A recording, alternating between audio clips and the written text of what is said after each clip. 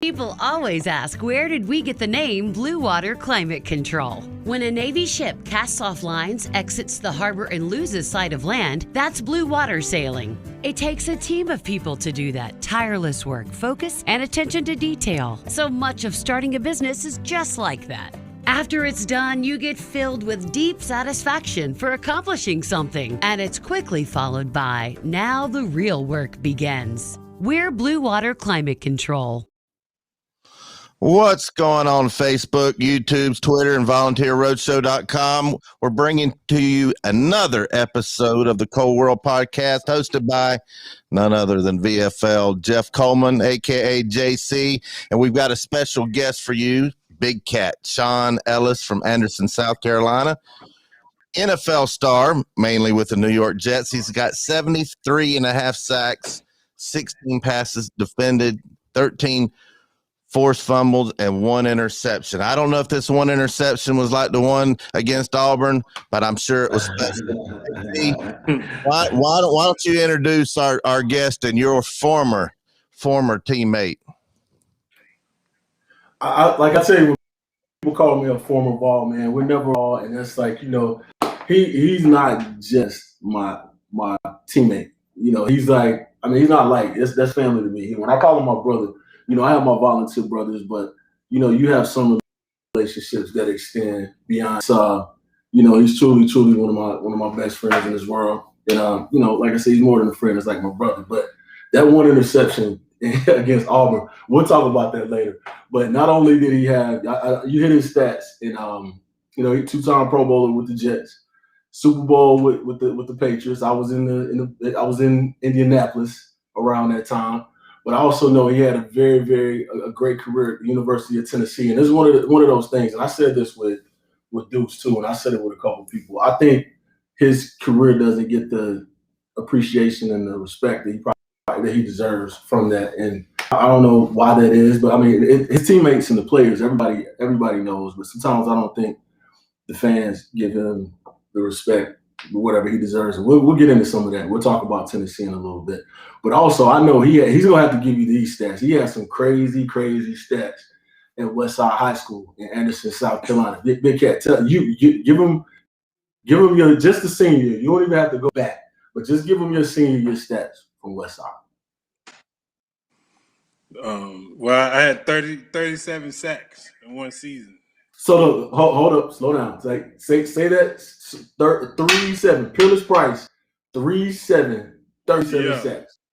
37 sacks in one season. Yeah, I was averaging like 5 sacks a game. And we play.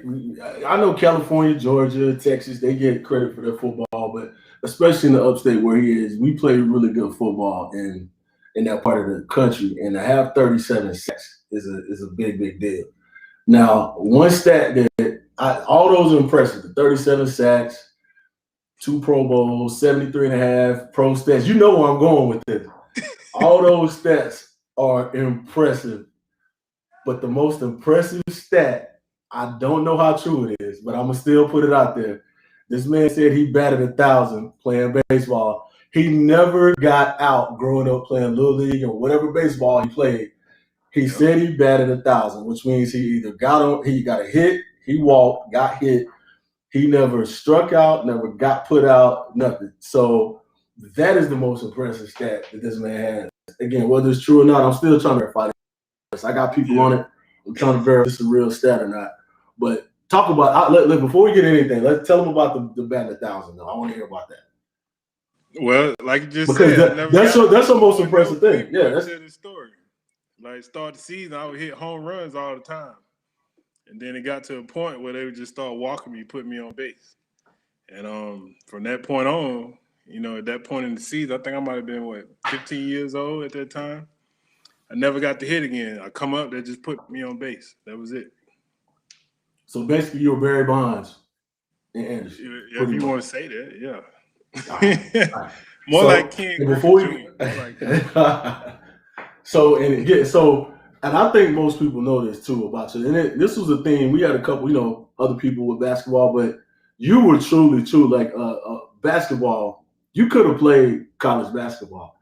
Tell them about your your high school basketball career. I already told them on another story about your intramural Tennessee basketball, but tell them about basketball before you got to Tennessee. That's another impressive thing. Shows what kind of athlete you were. Yeah, I grew up, basketball, sports, a ball period was my thing. So I was always gravitated, towards some sort of ball, basketball, football, soccer, baseball. Picked up a basketball, man. I started in 7th grade, and I pretty much had to teach myself how to play. Then I got on the AAU team. My friends, I was kind of, tall for my age or whatever. Like, man, you need to come play with us. They putting together a team. And I went and did that. And, that was like, maybe 7th grade. And then 2 years later, I'm starting on varsity as a 9th grader. I made all conference all 4 years. Played against some of the best players in the state of South Carolina. Kevin Garnett. Name one of them. Show the one. There it is. You got to. That's right. Yeah, Kevin Garnett, Jermaine O'Neal. Top talent, and there's other guys too. I can't remember them all right now, but then my senior year, I ended up getting awarded with McDonald's All-American, which I think a lot of people don't know. I got nominated to the McDonald's All-American team. I didn't play in the game, but I got the acknowledgement. There it was, man. It was. I played in North to South game in the state of South Carolina. Played in a lot of camps, top camps, and, also played in front of NBA scouts. So it was pretty much, man, it was basketball and football was my thing. Baseball, too. I gave up baseball in, might have been, 8? I gave up baseball 10th grade because I picked up and started playing AAU ball a lot, and that was a lot of traveling. And it was cutting in with baseball, so I decided, you know what, I like the traveling. I want to get away from my area a little bit, and I started playing AAU ball a lot. And it took me a lot of places, that I probably would have never got to see if I wouldn't have played ball. Football was pretty much just in my area, but basketball took me to different cities and different towns, different states, and it was fun with the guys, just building that friendship. I made a lot of friendship over the years, through AAU sports, through sports in general. So yeah, man, basketball was a big part of my life. Obviously when I went to Tennessee, I had to leave that behind. The time you talking about doing the intramural days, I was pretty much out of basketball then. What made you pick? What made you pick basketball over football? Because to be at McDonald's, I mean, you're obviously elite in basketball. If you make the so what made you pick basketball over football?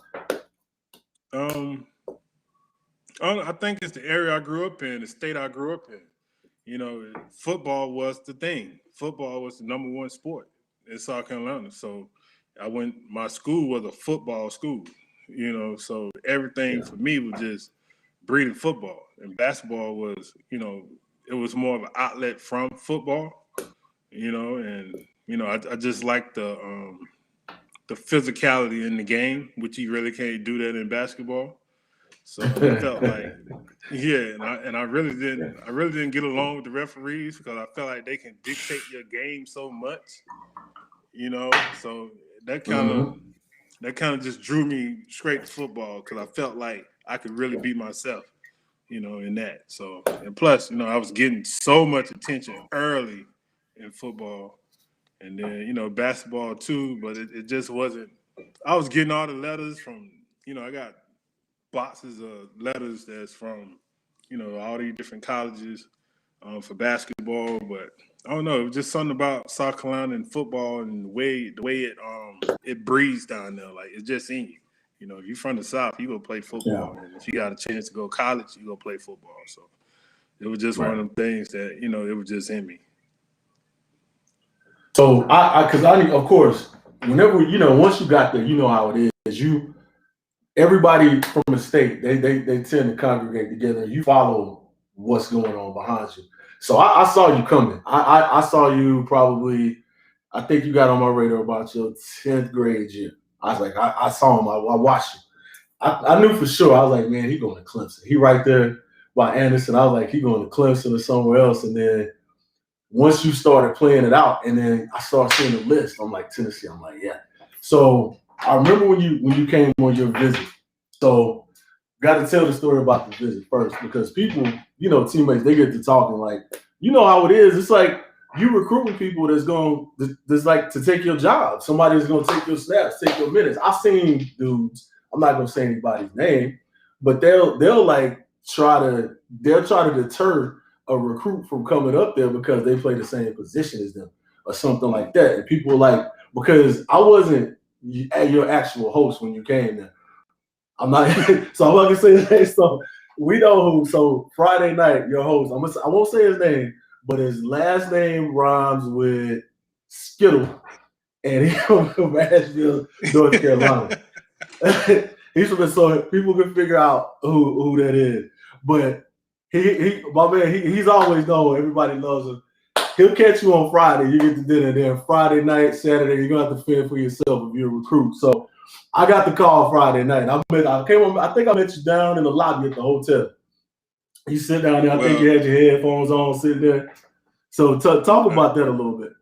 Yeah, I remember him because I had came from Coach Chapin. Just had brought us from Gus, and that was my first time eating Gus burger. And Chief, I never forget. Chief was like, get what you want. I never been to Gus before. I don't know the burgers or whatever. So I'm like, give me, 2 double cheeseburgers with fries. Chief looked at me. Gus looked at me like, you sure? You sure you want 2 double cheeseburgers with fries? I'm like, yeah. Chief like, he don't know, Gus. He don't know. So when I got them burgers, man, when I tell you them burgers was like this big, I was like, and you know what? I ate them too because they were so good. They were so good. So we had I went from 2:30 to 2:45. Huh? That's all.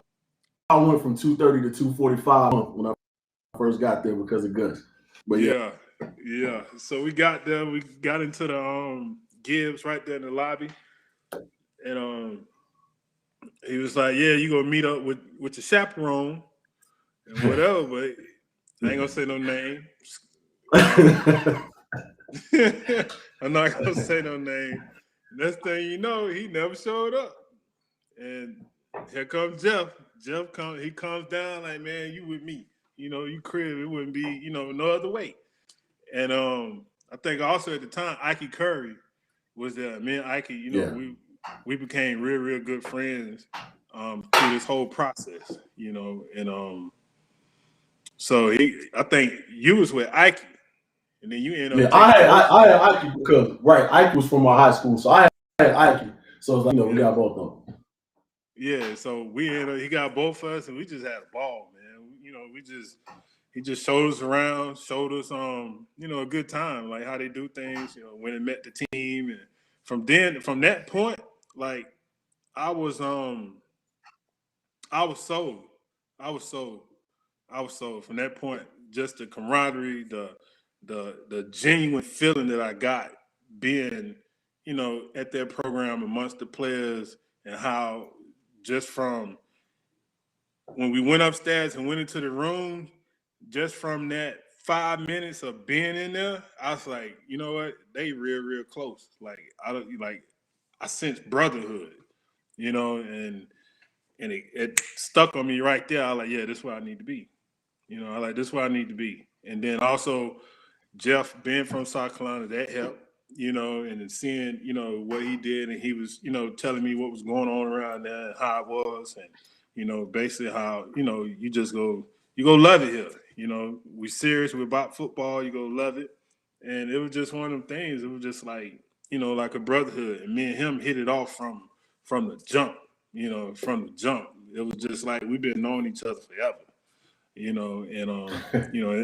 that was good. That was good of him, genuine of him, because even though I knew Ike, and it was like him and Ike was like real close, and he just accepted me just from day one. And then I guess Layman Dewberry too is another guy that we knew too, and it was just all good, man. It was just all good, and I got into the room, and even though I got stood up,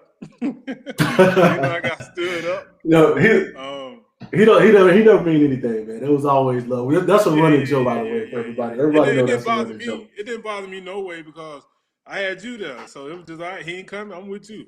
Plus you from South Carolina anyway, so we just hit it off. It was just like kids from the neighborhood just hanging out. That's what it felt like. Right. And, you showed me around. We had a great time. And ate some Gus burgers. I think again later that night. Ate some more. We had Gus again. But then you get there, and then your locker is right beside mine. And 92, 93. So I had to see this man every day. Here, and that just it was one of those things, man. It was, everybody had bad days, and just I know me make sure because I made a bunch the first 2 years, and trying to make sure as much as I could to watch out for and make my mistakes, but just picking each other up, just laughing, being able to talk, just sit there sometimes. They ain't even talking about football, but that's really where I think a lot of that bond was formed, man. Just sitting there before and after practice, just being beat, just sitting there at the locker room, man. So yeah, that was always a good time. So when you got there, tell me this. So when you got there, what did because I remember distinctly my first two practices there. I remember the freshman practice and I remember my very first practice. Tell me, do you remember what your first couple practices were like out there?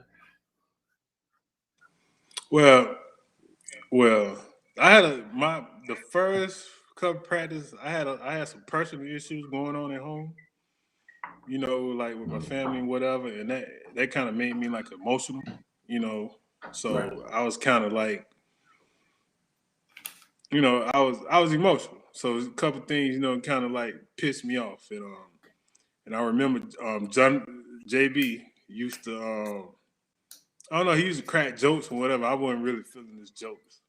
And I remember pushing him out of stands. I remember pushing him out of stands. I don't know if he remembered it or not. I think that was the very first practice. I remember Coach Caldwell just yelling at me, "What you doing, son? That ain't right." And I'm just sitting like, man, this is how college is. Like, darn. Like, that first day. And then I seen Debo come down the hill. I'm like, Doran Walker, he coming down. I think that might have been his first day. I'm like, who is this dude here now? Like, I didn't know that was Doran at the time. So so I'm like, okay, so Dom coming in, so I'm like, okay, so how's this? Like, I ain't know no other DN, so now I'm looking at numbers and positioning myself, and then I'm seeing what's already there and whatever. So I'm like, I don't know, maybe I may have picked the wrong school, you know what I'm saying? But I was like, what, it ain't where it's competition. I'm gonna stick it out, and from talking with Jeff, it was just like, man, come on, man, just practice, just just let everything go, leave home, and whatever. So my first 2 days were pretty much dealing with stress from being highly recruited, coming to the school, being away from home, and then also having to go through practice with that on my mind, and then having doubt about myself, and then having just uncertainty. And plus I was a prop 48, so I'm just sitting there. I feel like I was kind of like just sparing a little bit. And then, I don't want to say I wasn't approachable, but I was on edge. You weren't approachable. I'm gonna tell you, there was only a few people that could approach you at the time. Yeah. But it's fun, it's crazy, and I want to just go back over there because I know some high school kids and parents of high school kids are going to hear that. You were one of the most highly recruited defensive players coming out of high school that year. You had the stats, you had all the physical tools, you ended up being a first round draft pick. I think it was 12. You got drafted 12. And you talk about how it was I won't say a struggle, but it was tough for you to make that adjustment. And people need to hear that because to see how you came out on the other end of it and to see what type of steps you had to go through and the process you had to go through to get there. That stuff, it looks to you out there on Saturday. Some people may not even remember that you had to sit out there yet. And I know how mentally tough that is to have to sit out. I had to sit out my freshman year because of injuries. You had to sit out your first year and to try to go out there, practice, get better, knowing you're not going to play that at that time, trying to adjust, being away from home, all that stuff going on. People don't understand. And when you see people that sometimes don't make it, they either quit, there's other things that could easily happen. It's a tough road to go through, and it's just you gotta, sometimes you gotta have the right people around you. You gotta have a good support system, and you have to have a toughness about your mental and physical toughness about you to make it on the other side of that. Because it didn't take long for you to once you got it, and you started rising from there. But that's one of those things, man. And I hope you tell that to people that like they may think your role was easy, but man, it's not. And you have a lot of people there in front, like you say, you see people at 3 people deep at every position. Yeah. And then, also on top of that, like I said, with the personal issues, and I was expecting a baby. Yeah. At the same time. I was gonna let you tell it. Yeah. We knew that was coming. It was all coming like boom, like all at once. And it was a lot of praying. Also, like you said, having good role models around you, good teammates that the guys that I was talking to, like Jeff, Raynard, Fred, like I was able to be able to open up to them and they would, be like, yo, man, just keep doing you, don't worry about this, everything will be all right, it's gonna get easy, blah, blah, blah. And then they would tell me like their stories and their experiences when they first got there and how everything got better. So I just relied on that. And I just put my daughter, just put that on my back, like I gotta do it for her. Like everything else, like I gotta do it for her. I gotta go through this process for her. No matter what, because it did get demanding. It did. College football is hard. Like a lot of people don't understand that. It takes a lot of time, a lot of demand, and also being a student athlete, a student on top of that grades didn't come too easy to. So I ended up just putting all that aside and trusting in my process and trusting in my teammates, and they helped pull me through it, man. And I don't know if a lot of people really knew exactly what I was going through at that particular time, but it really pulled me through. It was a lot of also being academically ineligible. It was like, am I even gonna make it to next year? Am I even gonna be here long enough, to be able to play? Because but with that, you put in the work with that too.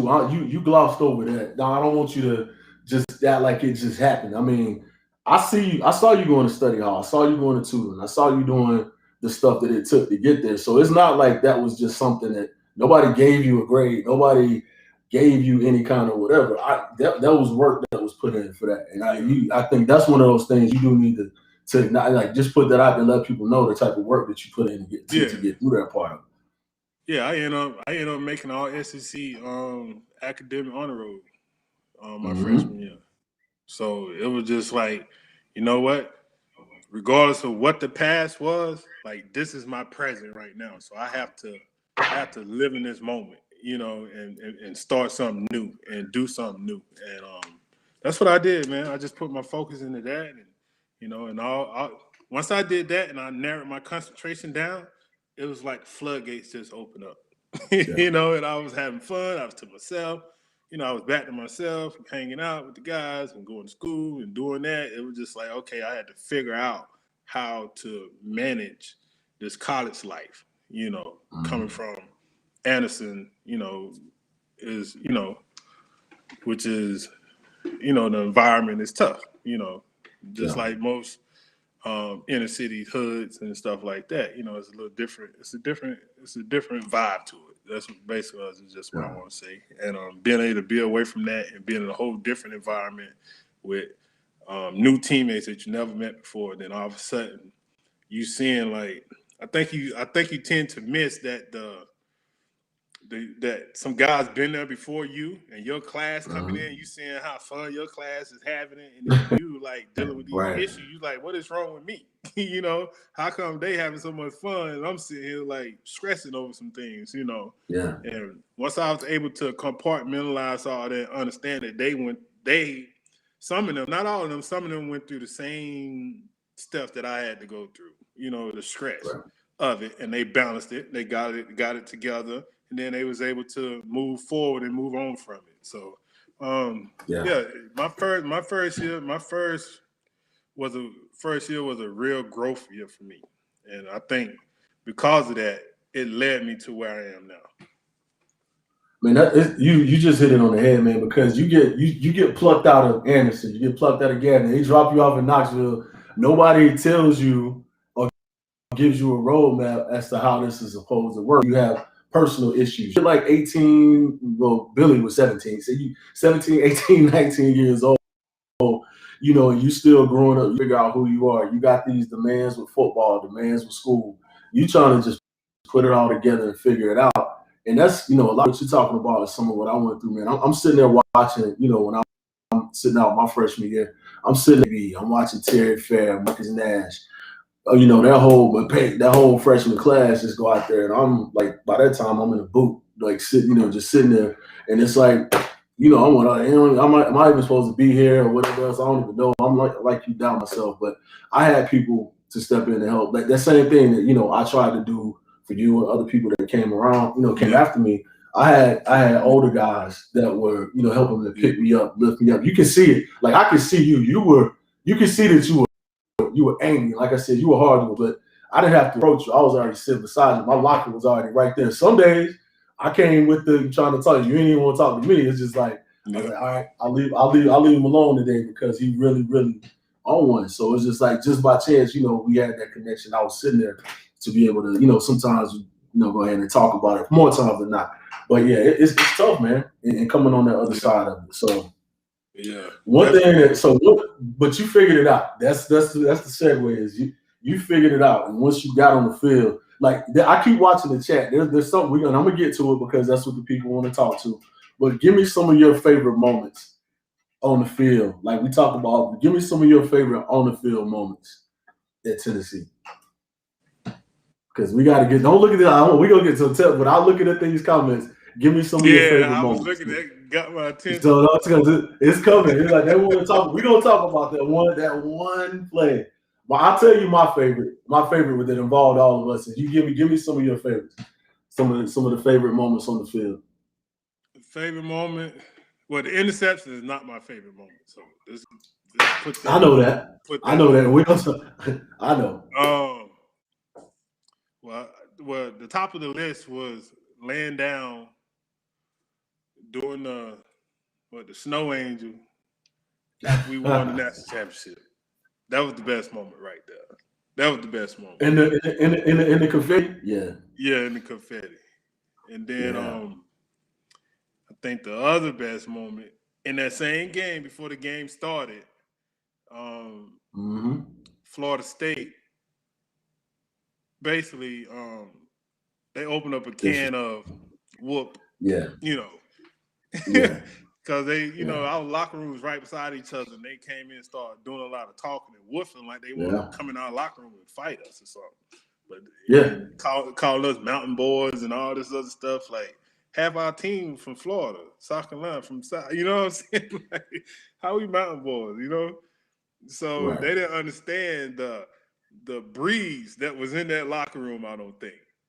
And when we came there, we meshed. I think the fear in their eyes when they tried to bully us and they realized we were the one that bullied the bullies. I think it was just game over from there. I think we won it right there. You know, they offense didn't have a chance. They offense made a mistake. That's on their part. Yeah, that was a mistake on their part. That was beating Florida. That was a mistake on their part. Yeah, beating Florida with the field goal, beating Florida. They 10 on the goalpost. You know that whole series of game was epic, and It was. everybody was making plays in that game. Everybody, first screen, second screen, like everybody was making plays. Like we were dialed in. Obviously the Auburn goal line stands. That's my number one, and it's crazy to say, but that's my number one, just because of the situation. You know, just because you right not having Jamal, and I think not having Al. T got sacked right before that play, and they were fumbling the ball around, and they got it like the one they fell on it. And if you remember when we ran out there on the field, there was a small pocket of Tennessee fans right there. Like they were right there at our back because the ball was on the, if you're facing it, it was on the right hash, well, left hash if you're coming out. So and they were right there in that corner. You couldn't have even, like, if we asked them to come over there, you couldn't have put them in a better position. You couldn't put them in a better position. And I know what Bowden was doing when they ran, and he ran basically the same play 4 times in a row. It was just like if they thought they could bullet, if we can't score and just run right at you, we don't deserve to get. And I actually respect him for doing that. He didn't try to get you. He's just like, we're gonna run it at you, and they actually went backwards. And that was like, then I was like, that was it. That was the one. That's the thing. Like, you know how hard it is to get to stop somebody 4 straight downs on the one. Especially with the horse today, man, with the line they had. I mean, they were tough, man. And we down on the Plains. I know we had our pocket, but the rest of their crowd was them. That's why I said the situation made that for me. That was like my favorite play of that year. But we got that 90-yard. So now we got to talk about the interception return. So I'm gonna just give you my part of it, then I'm gonna just shut up, because they have broke. That's why you're gonna tell your part of why, because they broke a long run. I think the play right before that to get it down there. I was tired. I tapped out. I came out. That's because when you ran that touchdown, I was over there on the knee getting doused with water or whatever, because we had ran a long way to play before that. I'm gonna stop right there, just let you pick it up. Go ahead, pick it up from there. 70-some yards. Yeah, we ran like 70-something. I think it was like 70-something yards he broke. Rusty. It was a long. Was it Rusty? It was Rusty broke a long run. Rusty Williams. Another South Carolina boy. Yeah, I played South Carolina boy. Yeah, and I also played against that quarterback too at Hart County in high school. Yeah. Which I didn't understand why they was trying to run the option with him. I felt like that was the stupidest thing. Like, he's not an option quarterback. But anyway. Rusty, he broke it out like 70 yards or whatever, and like we do practice, we pursue the ball. Yeah, we pursue the ball. You know, no matter where it's at, we got to get there. We got to be in the picture on the tackle. You know, and that was just bred in us, and it was like no hesitation at all. We just struck out, and just took off running. You know. And luckily we did, because we ended up stopping him from making the touchdown. Right. We stopped him. I came out. I was out. Yeah, Deuce and Dia, we came from behind and jumped. You know, they tackled, but we helped too, you know, and got him down on the ground. And the very next play, Corey Terry, they ran the option pad. The very next play, Corey Terry hit the quarterback. They was running a shovel pass play. Right, where the quarterback come down the line and pitch it off to the inside to the running back, and Corey Terry hit him, and the ball went up in the air, and I'm, coming down the line doing my job, pursuing, make sure no cutback. I'm tired already. Now the ball come to my hand, I'm like, I gotta run all the way back down there. Boy. I was tired looking at you. I was like, man, I felt bad looking at you. Yeah, I'm ready for the moment, though. I'm like, I got a chance. I caught it. Make sure I ain't drop it, because I was like, boom, caught it. And then I got out. I had to break a tackle now. And that was lost my balance. When I had to break the tackle, I lost my balance, and my stride was messed up. And I'm running, going. Next thing you know, I'm thinking this, Auburn running behind me trying to get me. I look behind. They trying to take the ball. They all trying to take the ball. you hear Worm, pass it to me, Cat, pass it to me, pass it to me.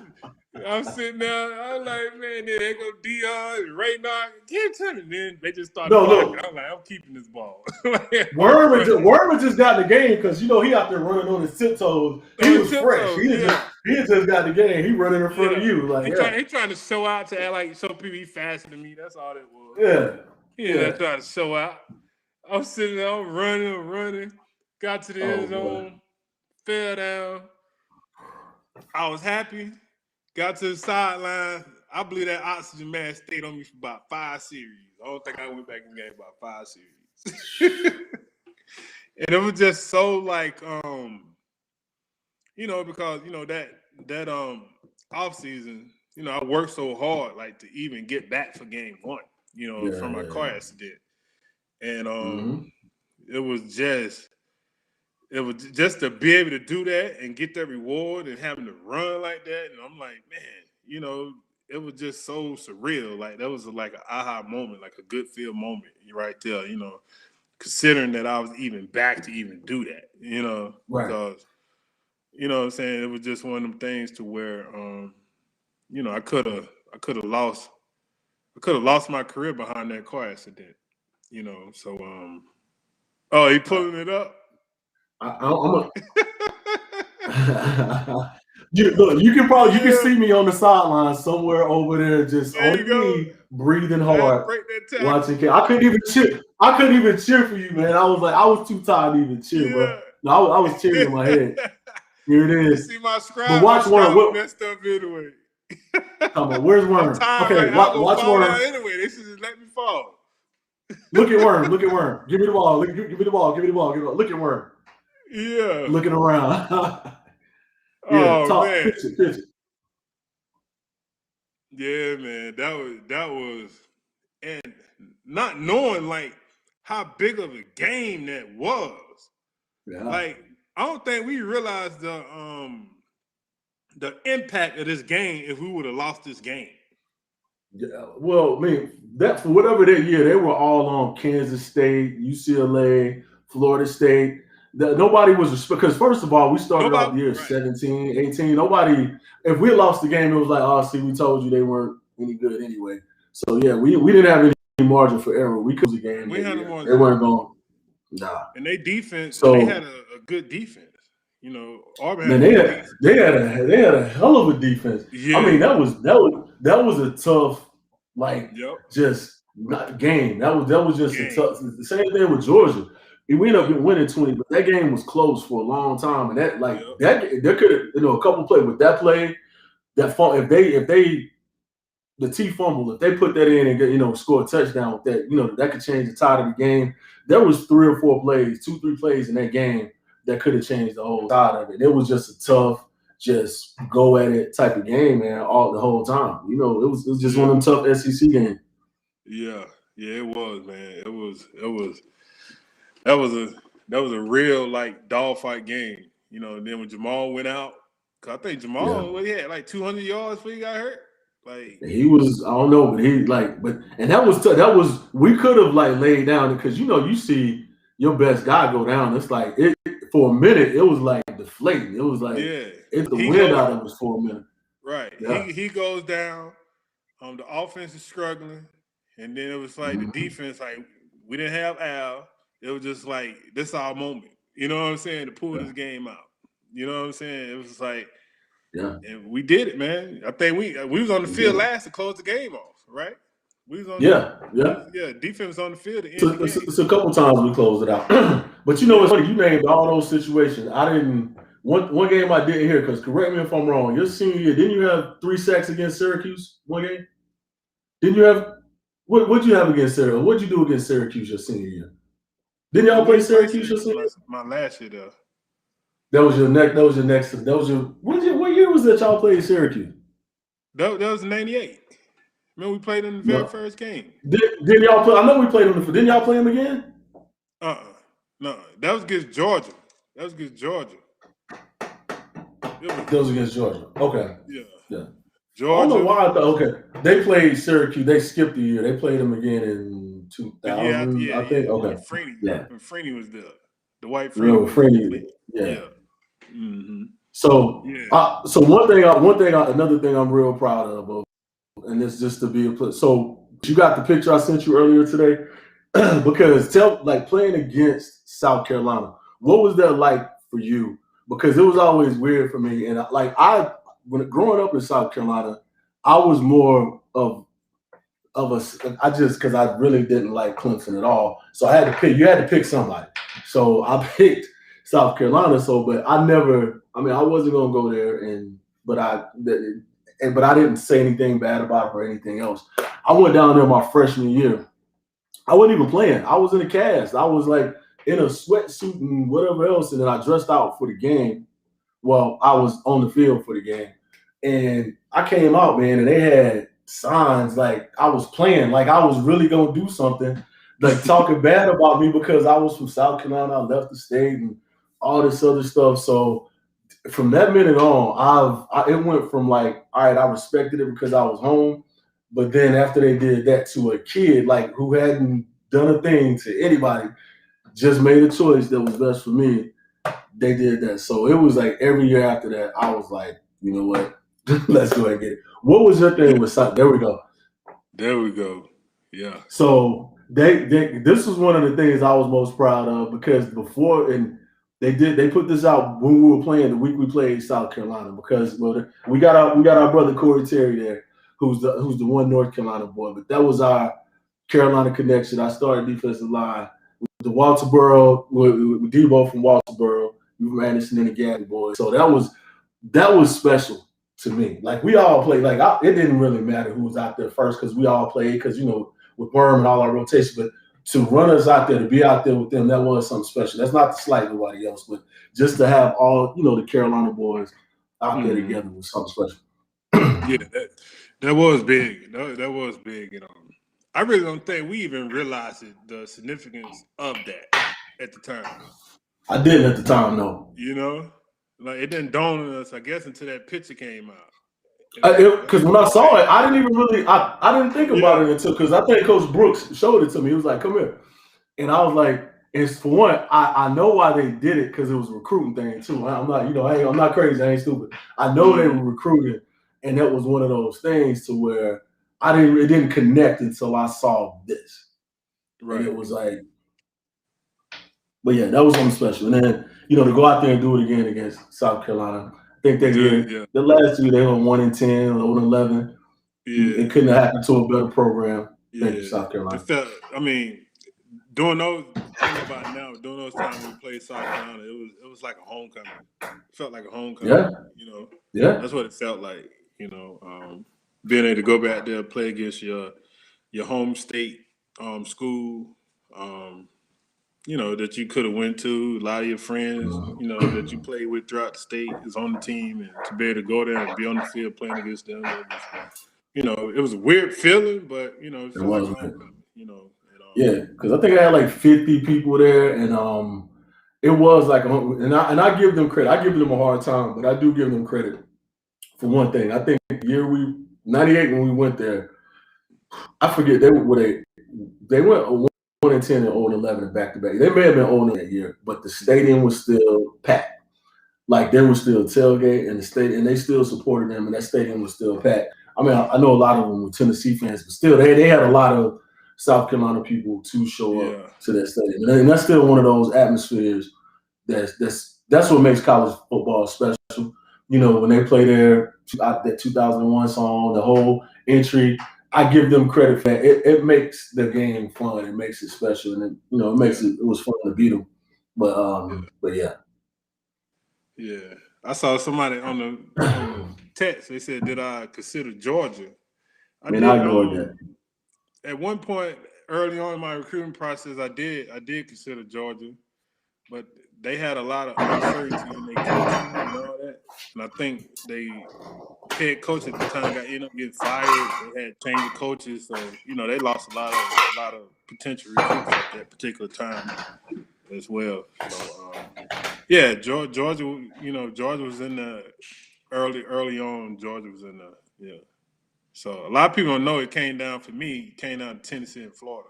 That was the two schools, Tennessee and Florida. So. It was Florida. I don't even know if I knew that exact. Maybe I did. I think I did know that. But like, yeah. You remember I tell you how they used to come? Yeah. After The basketball Florida games. Put me on Don't a little small don't say private that jet. out loud, man. Don't say that out loud, man. We Okay. even though I hate them. I don't want we'll talk about that. Talk about that later. Yeah. So it was well, they selling point at the time was like, we're gonna have you and Curse, because they're trying to replace Kevin Carter. You were the net. You were kind of like Kevin Carter to there. Yeah. Actually, Kevin Carter was my Your host. Yeah, I can see that. I went down there and got sick. I didn't. That's my first time realizing I was allergic to shellfish, and I realized that when I was down there. Yeah. So shout out to the shrimp for sending this man back to Knoxville. Yeah. Yeah. Shout out to the shrimp.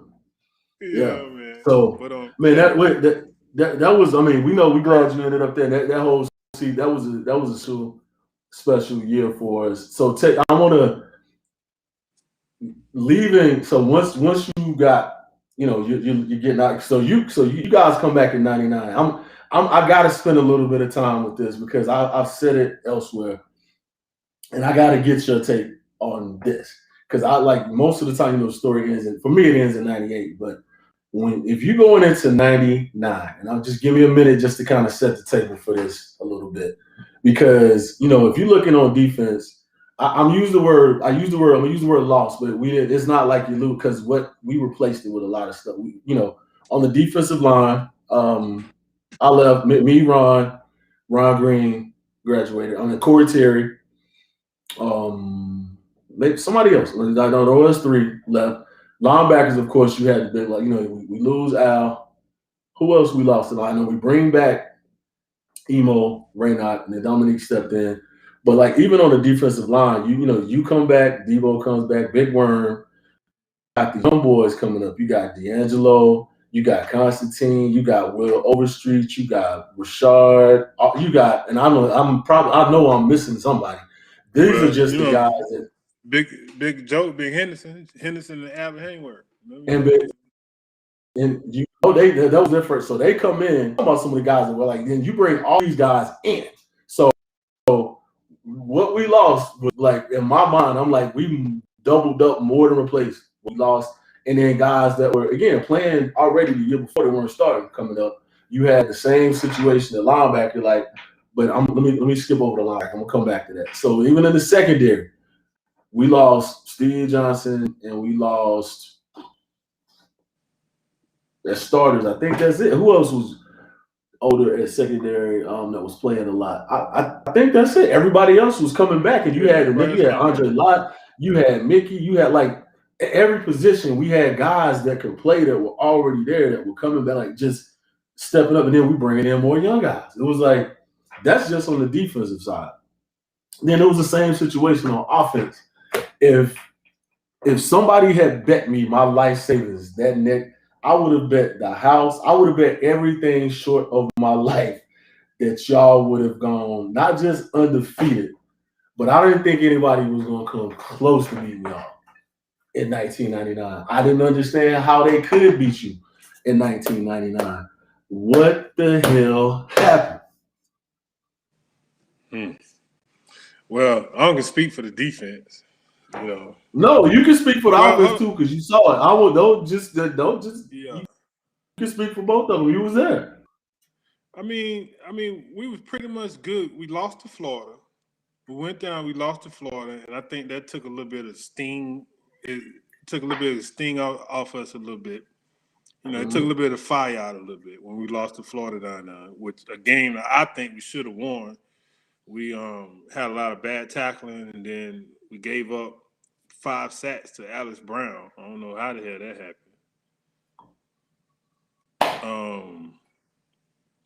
And then we let the tight end catch the ball. 5 people right there to make the tackle. He just run through all 5 of them. So that was just a letdown game mentally for us. And I think after that, we kind of got on the roll, right? And then we got to Arkansas. Oh, and then we lost to Arkansas in Arkansas, and that killed our season right there. I think if we win that game against Arkansas, we go back to the next championship game. Yeah, I agree. I didn't hear you. I agree. If you could have lost to Florida and then beat Arkansas, you would have been okay. Yeah, because we lost to Florida early. You know, that was like the second game. We lost third game. We lost to them early. Then when we got to Arkansas, it was late in the year. You know, SEC, you can't lose late in the year. You know, you can't lose late. And we end up losing that game kind of the same way how we won the game last time, the year before that. Look at Billy Rattler. Look at Billy Rattler trolling in the comments, man. Yeah. We was in the same situation. They have the ball and whatever, and we trying to get the ball back. But this time they executed more. You know, they protected the ball. They played more smart. And to this day, I really still don't know how we didn't go back to the next championship game. Let me. Can I give you my take from the outside? I think defensively. I think defensively, a huge person that we lost that year was Chris Ramsey. Oh, Chris, yeah. I think Chris went out, yeah.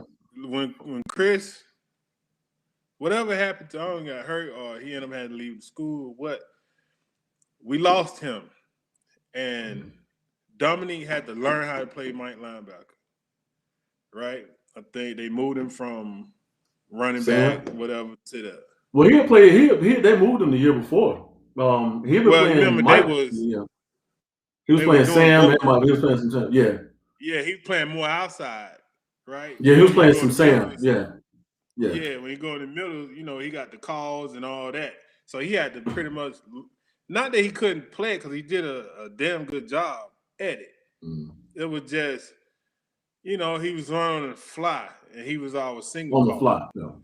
On the fly. So, and you said something. Hold on, because you just touched on somebody, Chris Ramsey. So I'm gonna hop back a year because you mentioned the Auburn game. Al was out. I think Vanderbilt game, Georgia game. There were 3-4 games where Al was either out or missed parts of the game. And I'm not gonna say you can't say you don't miss a beat when you don't have Al, but we didn't drop off because Chris Ramsey played his, and that's the name. Chris was hell good. So that shout out to Chris Ramsey, man. That was all the people to back up. But yeah, that was one of those things that I don't think again doesn't get talked about. And it slipped my mind the first time because we mentioned Al not being there, and then when you mentioned it in the context of you lost him again in next year, and I've forgotten about that. Like, okay, that makes a lot of sense. Yeah. I mean, he couldn't replace Al, obviously, right? But I don't want to say it was that close, but he was a good. Well, he showed the year before what he did, yeah. Right. Okay. Right. And he had the mouth to the defense, you know, and he knew his stuff. He knew it. Right. You know, so when we got in game, we would have to make a call. Maybe the call got in late, he would make that call. You know what I'm saying? He was used to doing that. And he learned that from Al. You know what I'm saying? Right.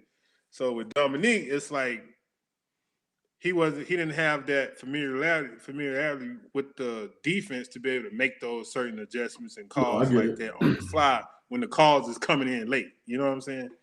And I think that kind of hurt us a little bit. But he got better. He got a whole lot better throughout the season. And he did. He absolutely did. Yeah, it's and people that like, and you know, I want to add some context so somebody won't think that you're trying to the difference between Will, Sam, Mike. People like, oh, it's just you're 2 feet over, 3 feet over. It's a big difference between going from Sam when you're over the tight end and you know where you're going. You a lot of other stuff dictates what you do from moving to Mike and lining everybody up, changing everybody, and it's a lot of different stuff. So to do that in midstream. And to be able to try to call the defenses and the beat vote, that's a big deal. And like you said, you know, it took a while to get adjusted, but you know, he obviously he went on playing the NFL. He did a great job at it. So shout out to Nick too. Another Gaffney boy. Yeah.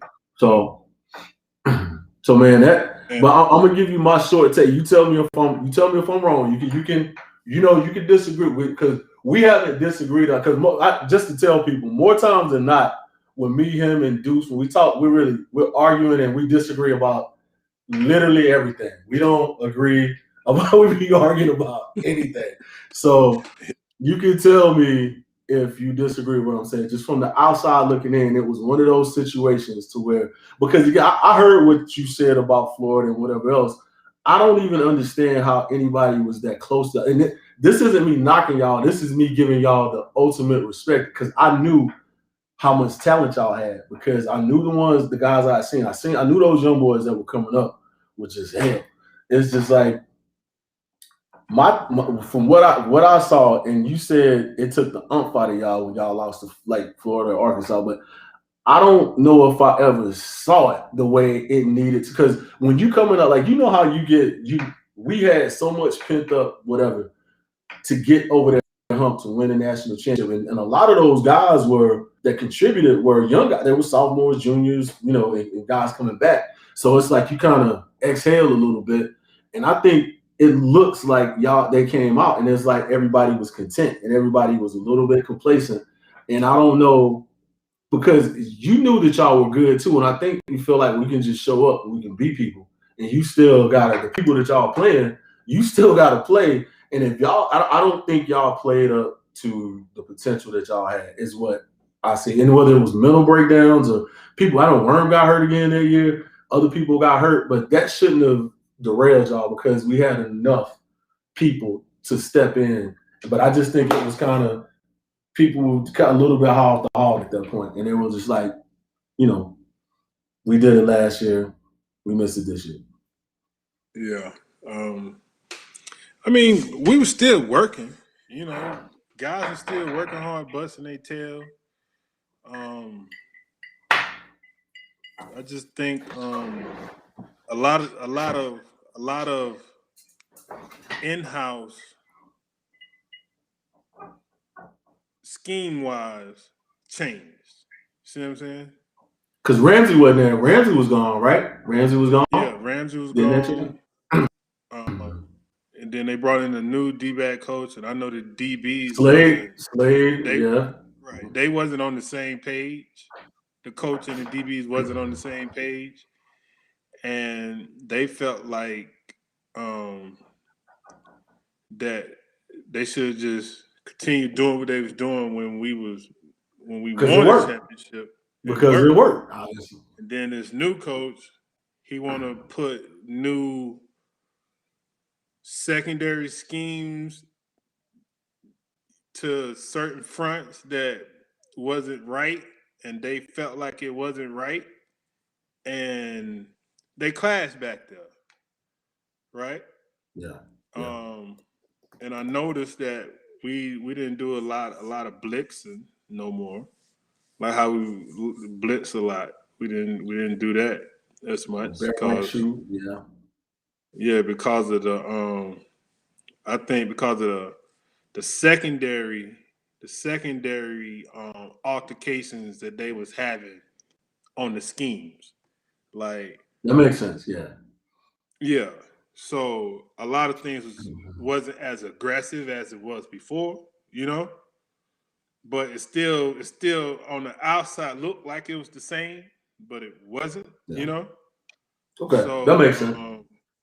It made the linebackers and D-line was pretty much, we just ran what it was called. We just we did our thing up front,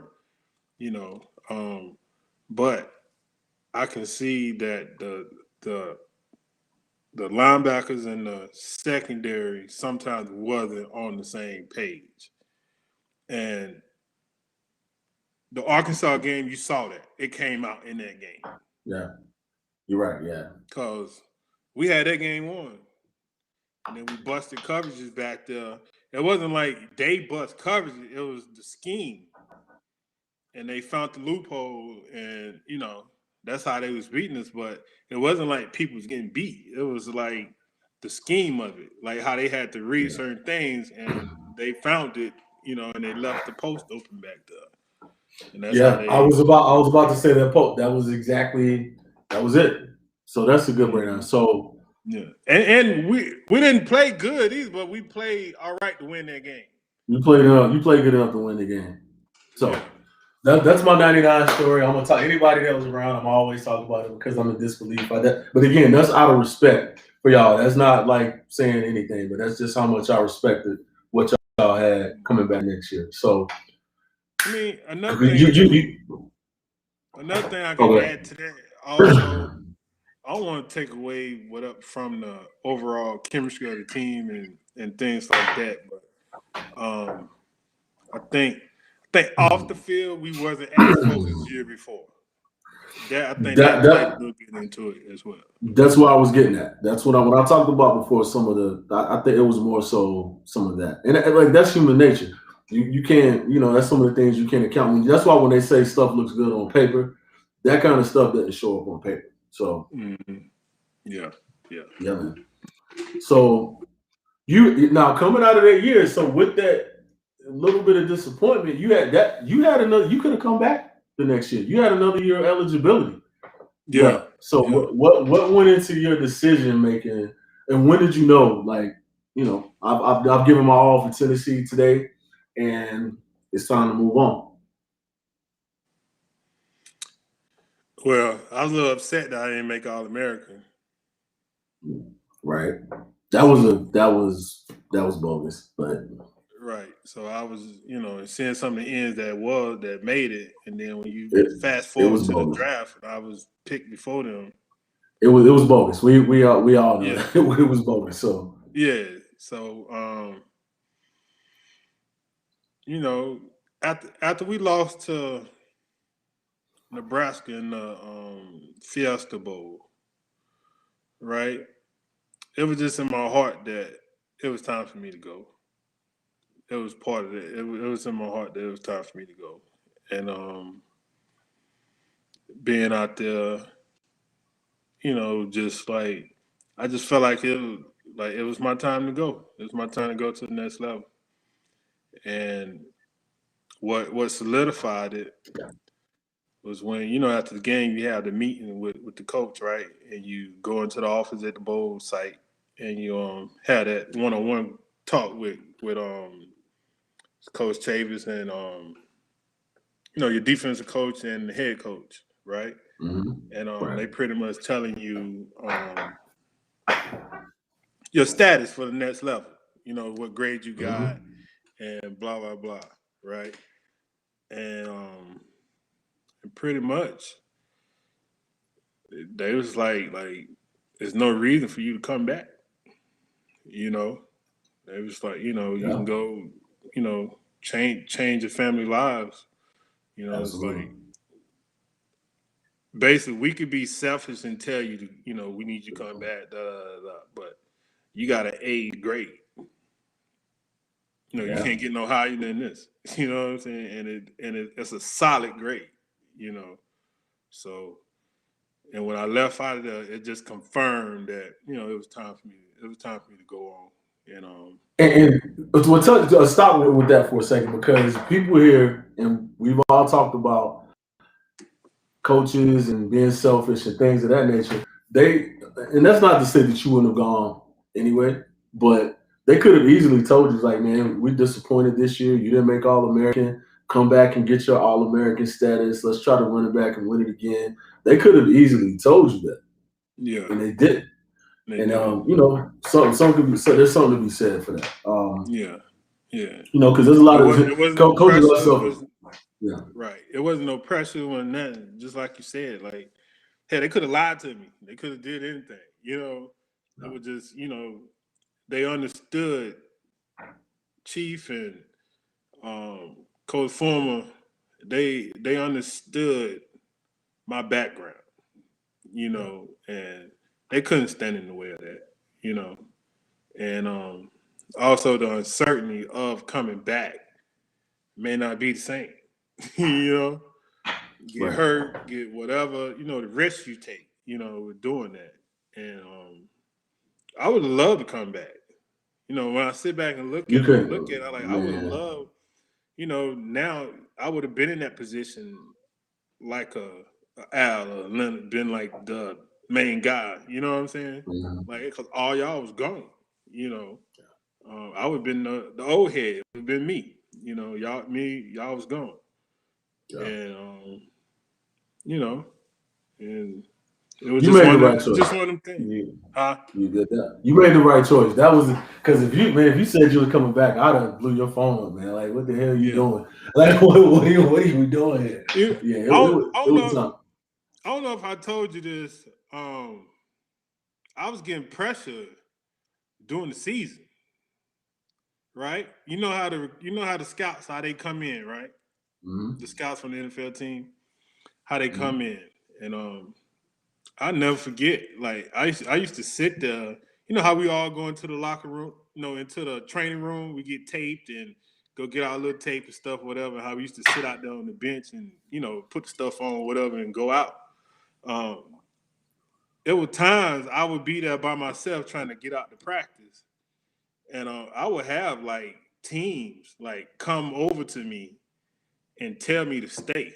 Like they want to take me with their first pick. Because they I didn't think have the that right year draft we pick that made, year. Yeah. huh? Because they didn't have the right draft pick that year to get you. They want you to come back Right. the next year. Yeah. They wanted me to come back next year, and I think at the time, I think the San Diego Chargers had the first pick, if I'm not mistaken. And I think they end up trading a pick away or something like that, if I'm not mistaken. And I know that was one of the teams that was that would come there and like whispers, don't leave, we got our pick, da da da da, and then he'll run off. You know what I'm saying, like that. And it was very like it made you think like, damn man, but I'm like, I can't trust that. You can't give it to me in paper. I can't trust that. You know what I'm saying? You can't write it in the contract. So I can't trust that. So everything worked out how it's supposed to work out, man. It I did. ended The up where Yeah. yeah, I ended JETS, up Jet. yeah, I ended up where I was supposed to be, and I had a blast playing for the Jets, and Hold it on. was Pause right fun, there. man. So you just so pause right there. So we had somebody who was in that huge. Their brothers are huge Jet fans. Tyrone Stevens, man, he said his brother's a huge Jets fan. Said he asked if you would give him a shout out because he's such a big Jets fan. What's up, Tyrone? Tyrone. Yeah, man. Appreciate your support. Sorry we couldn't bring that Super Bowl to your way. But we tried, man. We tried. It was just Brady in the way, that's all. Brady in the way. So Yeah. what I got. So my the first thing. So you get to the Jets, man, and because I remember when you first got there, and it's like I don't know if y'all were still in camp or out of camp, and you would call. I'm like, dude, you all right, man? Like, what's going on? It's just like, is it? I don't know if it was just like and the thing that always stuck out to me when I was talking to you at that point is like you would say the word work. You never really said practice. It's just like I gotta go work today. It's something about work. It all changed over. It was a job at that point. Yeah. What was that whole change and transition like, man? Because like I said, I remember that first year, the turn and talking to you. And that was the thing that stuck out to me. And I always remember that. It's like he's using the word work now. Yeah. Man, that was hold on, I'm saying looking at this. Oh yeah, Oh, that's you showing some of your plays? Yeah. yeah, that was a nickel blitz coming off the side. We called that Favre.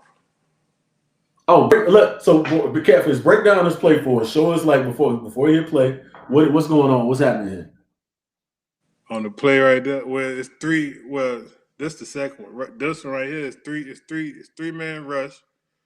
Oh, he ain't pause it. He got to pause it. Go Yeah. back to the line of Yeah. scrimmage. Take Pause it it. back. Take it back to the top, Catfish. Take it back Yeah, to the you see line of scrimmage and pause it. you see, it's what 1st and 10, right?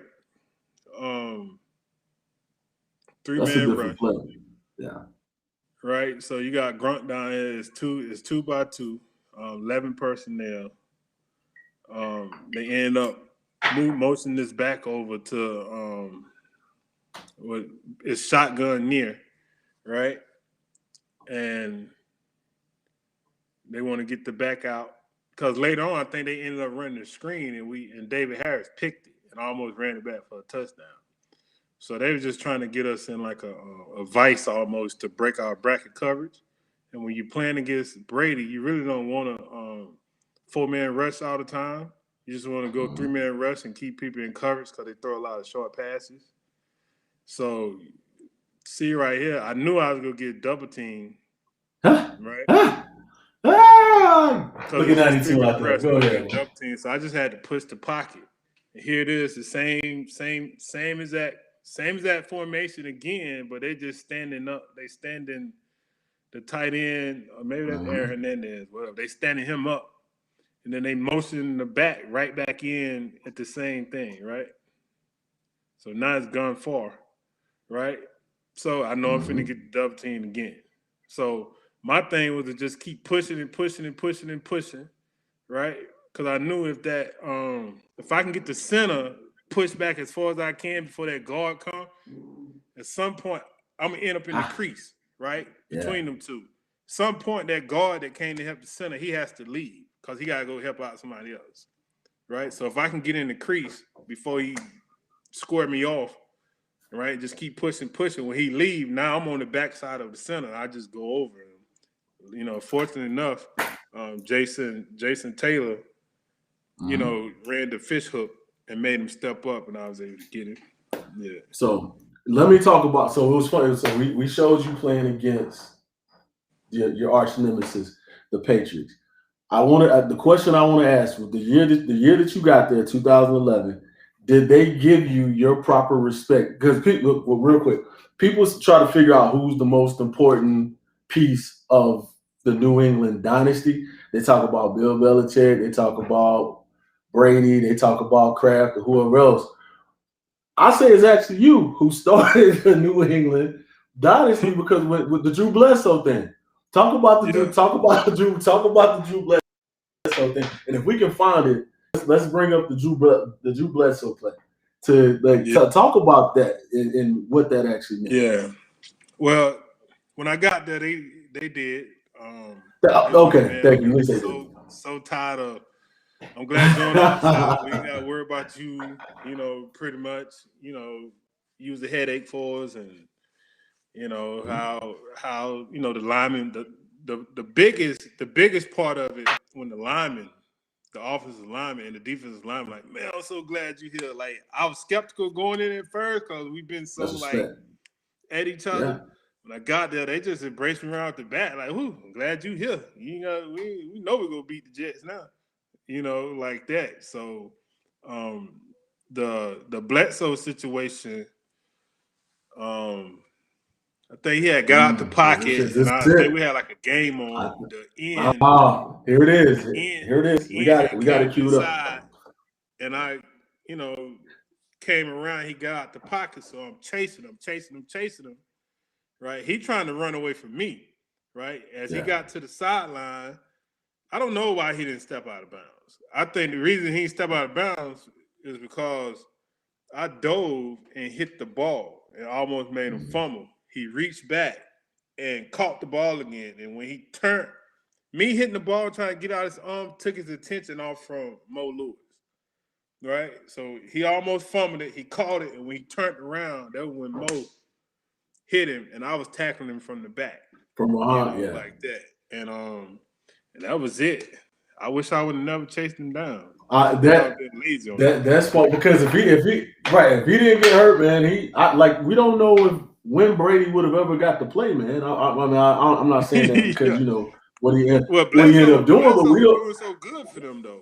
Right, he was playing that's why you don't know when if not for injury when Brady was going to get to play because Bledsoe was playing so well for them. And it's crazy how little things like that. That man's had a charmed life because even with that situation and in the snow again with the Raiders, like all that stuff there's been a little point. Of course, he's obviously great and put in a lot of things, you know, lot of work to get where he is, but he's lived a little bit of a charmed life too. So at least they gave you your respect when you got that. Yeah, man. It was. Oh, here it go right here. Is this it? Yeah, I think this is it. Yeah, I came in on the game. Yeah, I'm chasing. You see me dive right there. Hit the ball. See the ball come out. He lost the ball, and that's when he hit him. Yeah. That was it. I believe if I don't chase him, I think he runs out of bounds. He runs out of bounds. Like if you look at it, I think he's going. You're right. He's going to go out of bounds, and that would have been it. When I hit him, it propelled him forward into him to take. And then you rolled that 320 up under him on top of him, man. It was like that didn't help neither, man. Yeah. Shout out to Drew Bledsoe, man. You know. We was banging him anyway in that game. Them 2 years right there. I know. Banging him. He was hitting. So you know. Most of my you gotta understand, like we had Brady in our conference. We had Peyton Manning in the conference. Had Bledsoe at Buffalo. Yeah. You had Jay Fiedler was a good quarterback at Miami. Yeah. Like we in our conference, we had some good. Yeah. That was when Andy was before they went to like the shot. Yeah, they used to be in the East. That is right. They were in the AFC East. Yeah. So you know, face them every single year, twice a year, and that's when Peyton came out. I never forget this though. When they first started doing because you thought the Rams, when we played the Rams, you knew they was high team, they was explosive. You just out there just running because ain't no way you gonna stop them, right? But when Peyton came back that next year and they opened up that no huddle offense, when they started just calling plays from the line of scrimmage, like just call like 3, 4, 5 plays in a row at the line of scrimmage, he'll call them, blah, blah, blah, telling them the next plays that they're finna run after they run these plays. And for them to remember that and just go line up after the ball and just boom, boom, boom, boom, that was the toughest game. And like to play against him is like when they came out and they started doing that, I was like, man, I don't know a defense can stop. They changed the game with that. Now that's the norm.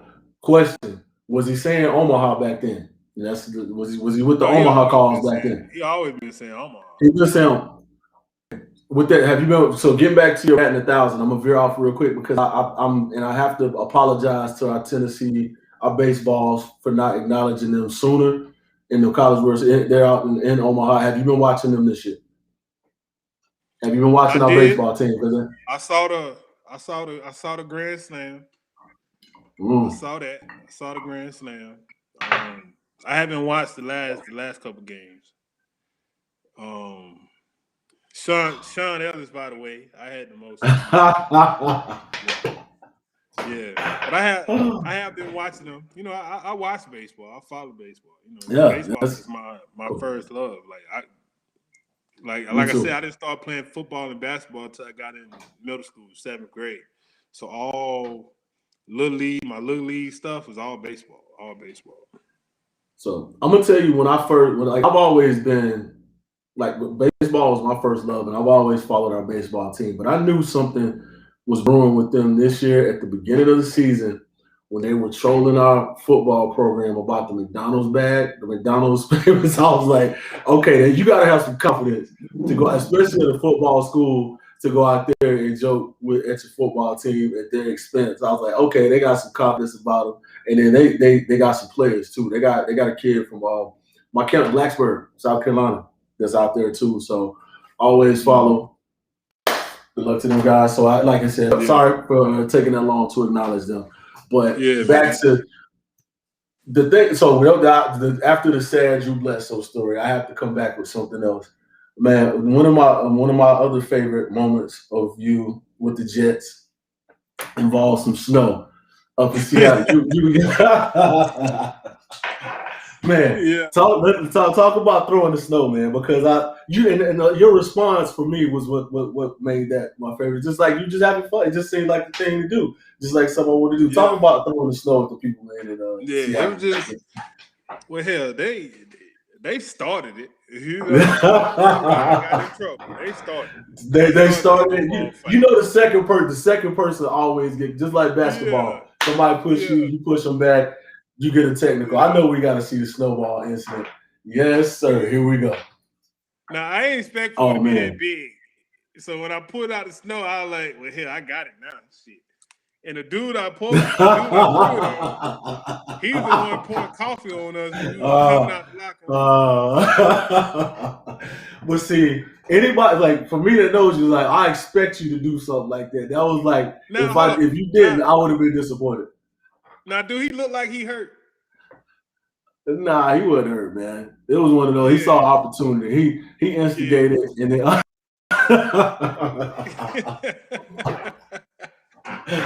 Oh man, like I said, that was one of my favorite Jet moments, man. Yeah, they came in the locker room they like, man, Shaun, why'd you throw that snowball? The media, they was like, man, I'm just having fun. I just wanted to join this party. Like we was getting, we was getting hammered with snowballs the whole game. So think about, so that gets me. Oh no, go ahead. So I'm gonna get into something because what you see right now is like some of what's going on. Because I know you follow basketball too.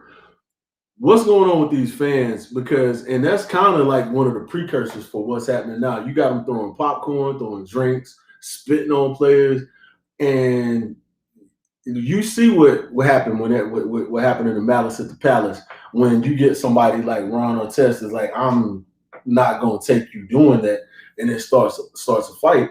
What's going on with these fans nowadays? Because I think they think they have so much access to players, and I don't know if they get so tied to it where they feel like they can approach them. Like you seen it happen with people. Like I think it was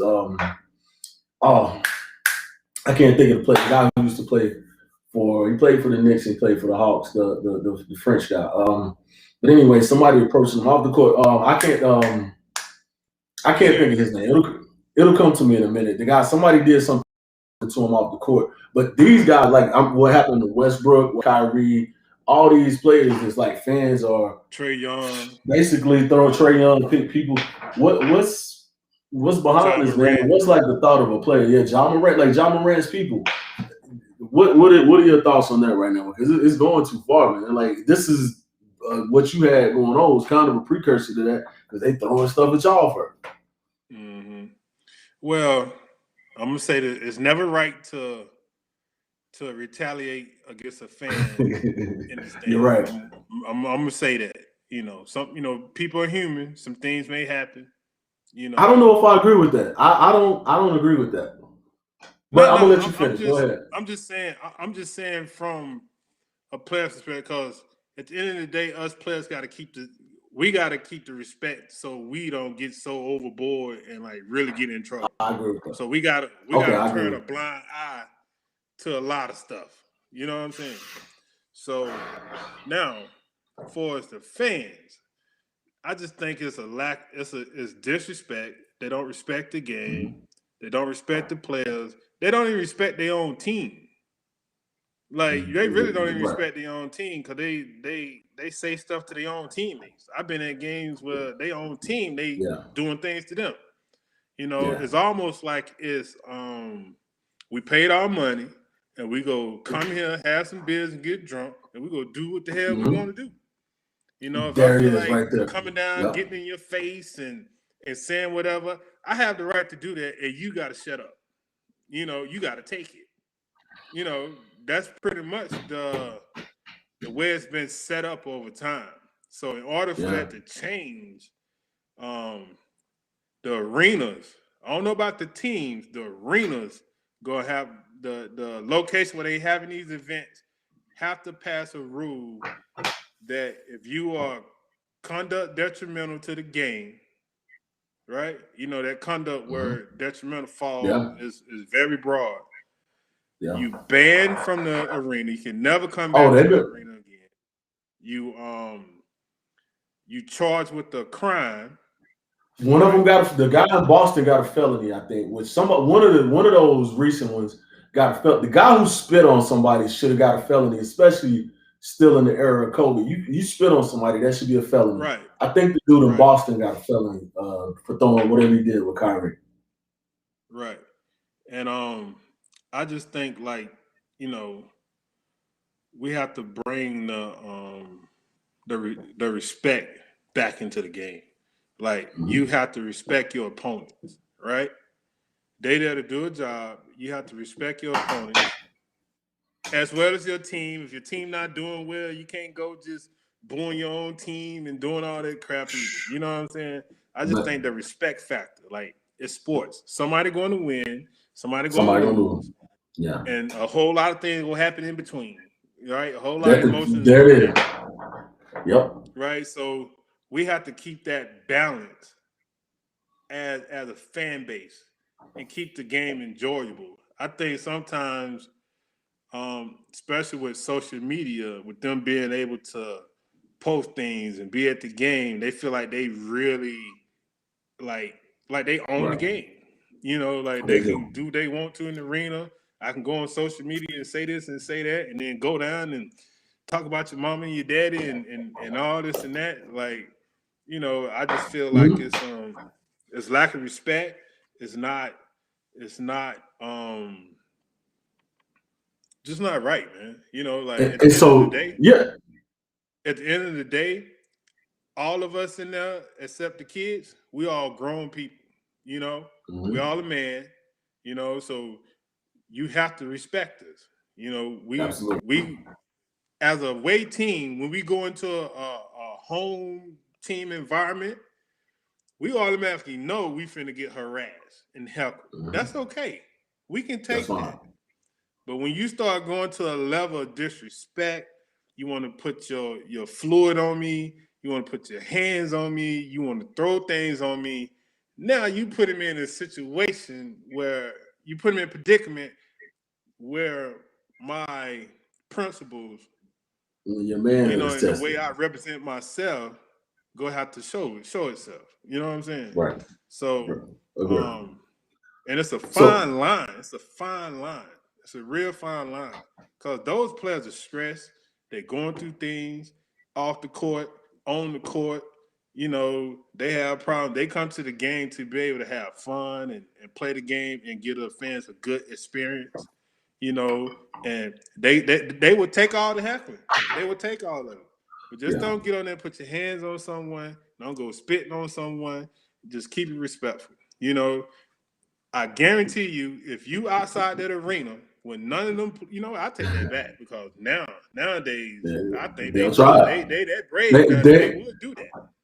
Yeah, Tabo Cephalosha. That's who it was. Cephalosha. Somebody did something. There was something weird going on with him. But yeah, you're right. And you know, what's up to Brian Tab? Thank you for tuning in. Thanks for the shout out.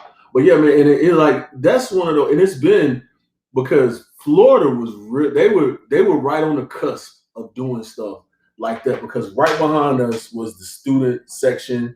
Everybody was drunk. They tossed Jack Daniels and they had they were always like right there from stepping over the line of doing too much. And now I think this is the evolution of stuff like that. People now again because I think they feel like they're more entitled to have more, do more, say more, and they stepped over the line with it. Mm-hmm. And they know that players can't retaliate. You know, they can't retaliate back. Because it's gonna get posted out. So like their response is gonna get blasted out everywhere. Right. While they go home and they like, you know, look at him, he the asshole, you know, I was just talking blah, blah, blah. But the media is on the player, not the real perpetrator, you know? Like I just find it like with the day and time, what's going on in the world, like a lot of people just forgetting like just basic human being principles and morals. Human courtesy. That's absolutely right. Human courtesy. So with that, I definitely don't want to get out of here on that. I want you to now, like, what do you want us? Because to get to where you are, to where you went to in your journey, you had to have a lot of people like with you, around you. Talk just what do you want to say to whether it's your family, friends? Let's talk about the West Side family, Tennessee, the Jets, the people that supported you with the Jets. I'm not even gonna talk about the Patriots. I'm gonna stop right there. So family, friends, West Side, Tennessee, Jets fans who out there listening, supporting, they're gonna see this, whatever else, and just tell what do you want to tell them? What do you want to talk about? Anything that you're doing right now? Just anything. I want a more positive note after we talked about these crazy. Oh yeah. Back home, man, Anderson, South Carolina. I just want to say, man, that y'all been, just utmost had my back from day one, supported me in anything and everything that I did. Y'all understood where I came from and my progress and where I was going, man. And y'all supported me in every way possible with that. West Side High School, y'all was right there. It all started right there. Southwood Middle School, all my middle school coaches, Coach Bradshaw, Coach Green. By the way, my middle school team was undefeated 2 years in a row. We had middle school teams canceling games, and we would have to go play JV teams. Yeah. But I just had to throw that in there, let you know them Jaguars was for real. Gotcha. Yeah, man. It just West Side, Coach Lucky Dude, Coach Patterson, Coach Dove, Coach Glover, which we lost this year. That was a tough one. He was a guy that he was my ride back and forth from middle school to high school at the time, because I was in 7th grade and I was playing varsity baseball at the time, and and then I end up, he was my ride doing that, man, riding that. You might have saw the post that I posted on Facebook at one time, but he used to drive a red eye rock, right? Yeah. And he like 400 pounds. And it used to be like 20 kids in that car. I don't know how we all got in that car. Hey man, Yeah, that's we all got in it though. That was a fun time, fun memory. All my teammates, thank y'all for y'all support, y'all love. Even to this day, I'm still great friends with a lot of those guys. And on my way to Tennessee, man, like Jeff, you the main one. Coming in, man, you gave me somebody to lean on, somebody to watch, and you taught me how to do things, man. And Fred, Raynaud, Billy, the young guys, Albert, Big John, D. Lord, Overstreet, Constantine, who I'm missing? Rashad Moore. you ain't gonna catch them all, man. Wow, shit. I know they do. Everybody know you talk to them and love them. Yeah, D-Rock, all the deep, man. I had a blast, man. I wouldn't change it for the world. I met some incredible people there. We had a lot of experiences. We grew. We became men when we left there, man. I just want to say thanks, man, to University of Tennessee for giving me an opportunity, for allowing me to come to their school, to further my education and my sports career. Coach Chavis, man, for believing in me. Coach Brooks for believing in me. Coach Caldwell for believing in me and pushing me, not taking it easy on me, making me earn everything. Just the whole coaching staff there, man.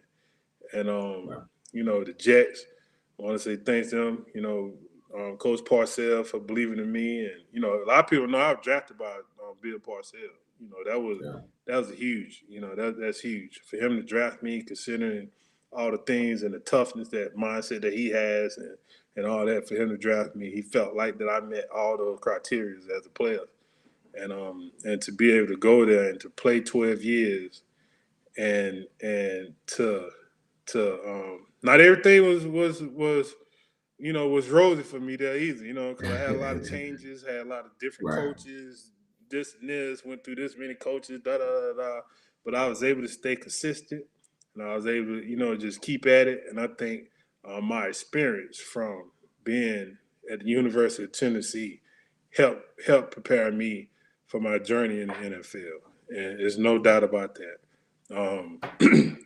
Things that we was doing now, Tennessee prepared me for it, and there wasn't no players in the locker room that could top. I was already used to different players and characters and all that. In Tennessee, we had a lot of characters. We had a lot, so I felt right at home. So I knew how to deal with a lot of personalities and that. And I just want to say, just thanks to all the communities that I played in for accepting me and inviting me into their community. Even though in New York is my home now. This is where I'm at, raising my family. I just want to say thank you to my mom, who Annie Ellis, Clara, mama. Wow, that's it. That's right. Yeah, she paid the way for me, man. She worked her butt off to be able to to put a roof over our head, bills being paid, just everything entitled, just everything about, raising kids, man. And it was four of us. And no, it's five of us. No, four. Excuse me. It was four of us. And I just want to thank her for being my rock, my support, my heart, my brother, Bobby Ellis, man. I love you, bro. Bobby Joe. Thank you too. Yeah, thank you for all your support, man. You know what? My brother's my biggest fan, man. He was my biggest fan. No matter what, he was there for me, everything. He was my biggest fan. My sister, Tamiko, thank you, for your support, your love and care. My other sister, my younger sister, Nakia, she was there, I had she was there, so I had to teach her the way. She depended on me a lot, so I had to grow up quick, so I could be able to stir her in the right direction and show her a good example for a big brother, as well as my other brother. But and my daughter, man, I just want to thank you. You're my rock, Keishana. You're my rock. You believed in me and everything. So when I first seen your eyes, I knew that I had to make this work. Like we talked about going back my first year up there. When I first hit the field, I was going through so much, and most of that not knowing what type of father I'm gonna be, how I'm gonna be able to support you. But God made a way. And the pride that I had not to let you down. That what got me to where I am today. And it all paid off. And my wife, Cecile, she's been great. She's been my biggest supporter, my help, my confidant, just my backbone, my soulmate. And my son Jordan, I love him. He has given me nothing but inspiration when I look at him, just seeing the things that he's doing. He went to college. He graduated from Binghamton University. He played basketball there. He got his master's, MBA. He's working in the city. Just seeing him living his life and growing his life now, I couldn't be, prouder. I'm proud of it. And my two young boys that's coming up, Scholar, he on this journey. He on this journey to make it, to be a professional. That's his journey. That's what he wants. And I'm here to help him with that and make sure that he turn over every stone to try to accomplish that goal. He's a huge, he like me. He's a sports fanatic. He like baseball, soccer, basketball, football. He plays it. I mean, he's exceptionally gifted at all his sports. So University of Tennessee, you better get on the horn and get the calling.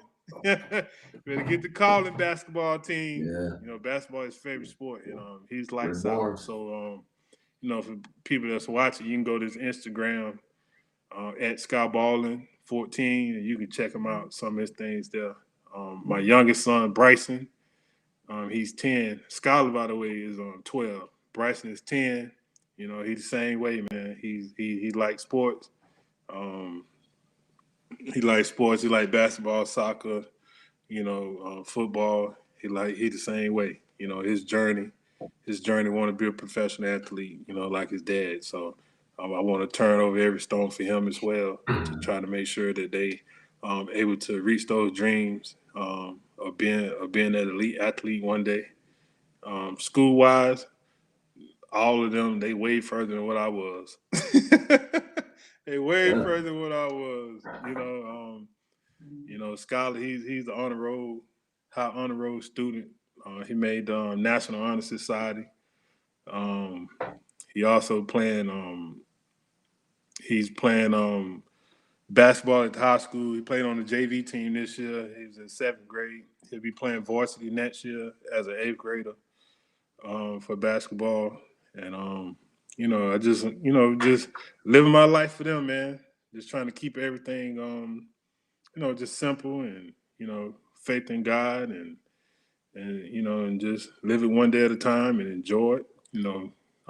With this year with this pandemic, it really has opened your eyesight up to a lot of things. And the most important thing that I have seen so far is that family is the most important, no matter what's going through. Because you could be in the darkest of the time, and your family's still gonna be there.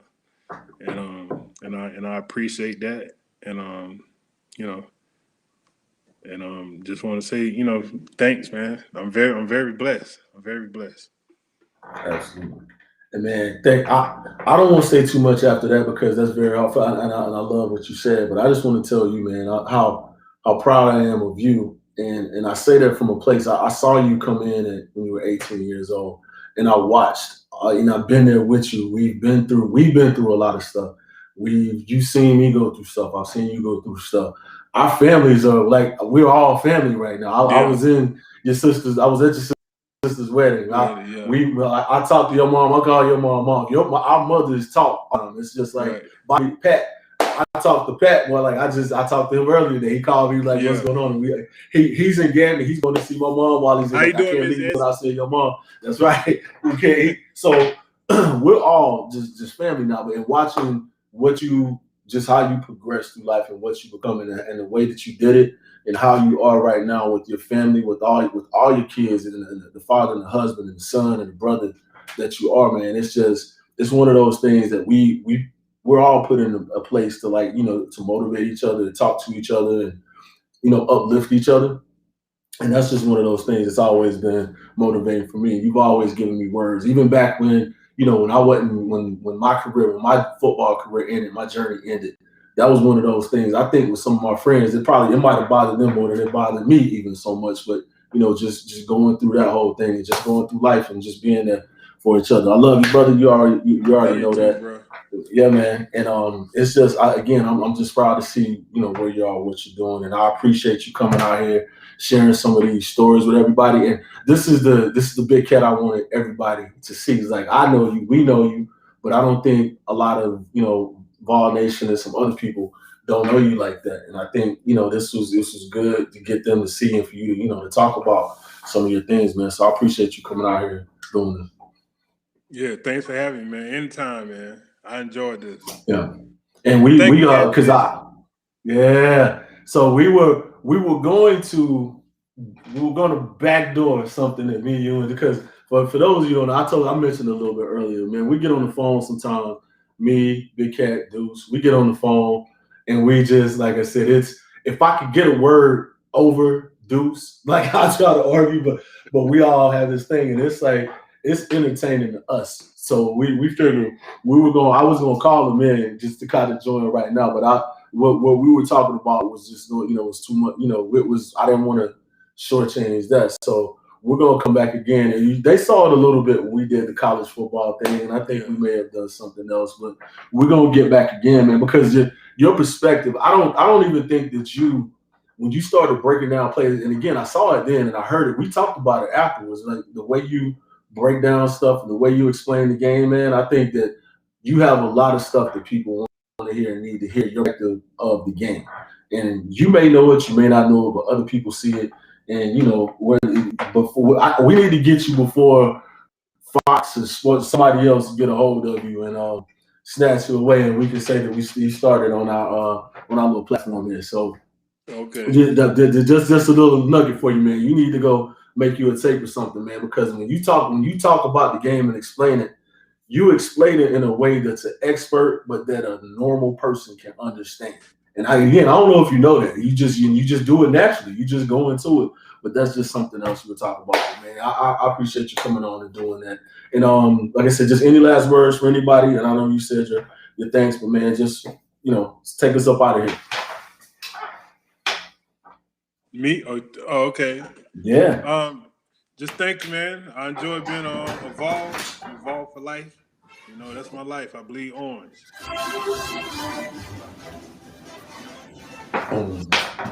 Cold World Podcast. Thanks everyone for joining.